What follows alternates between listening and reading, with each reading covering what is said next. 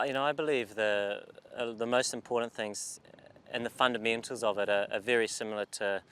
even some of the T20 shots that you play in terms of talking about balance. If you're off balance and you're trying to make a defensive shot,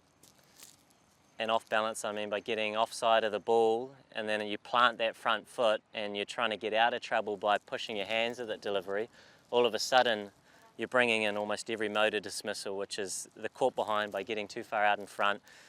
You brought that front foot across because your head's fallen over, you bring an LB and bowled perhaps as well. So the balance would be the most important thing to start, and the red ball, as we know, on a test surface can nip around, can swing, so the balance of being able to have your head level and straight and push off that back foot to be in a strong front foot position, and then play with a late straight bat. So if the ball swings in, then you can make that late adjustment to get it to the leg side, or if it swings away, you haven't overcommitted with the hands because you've been off balance, and then nick a ball that's sort of sixth stump, are really important parts to the defensive shot. So, from my point of view, it's, I guess, getting that balance addressed and practicing that as well as you can in the nets. And then in game time, I think it's very important. We talk about playing the ball late, but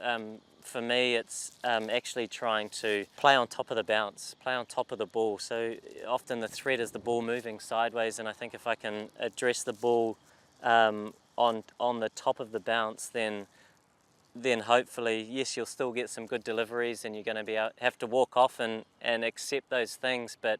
in order to give yourself the best chance against, I think, the ball that's moving sideways, is to try and play it as late as you can by getting on top of the bounce. So hopefully those good balls that you get and go sort of towards the slipcord and hopefully arrive to them on the bounce, and sometimes go through, and then I think that can stem on from your stroke making as well. So that's a good, I believe, important to my game anyway, to have that strong fundamental of being able to defend the ball in a strong position, and then when you have the decision to make contact and extend the hands through the ball, it's an extension of that position.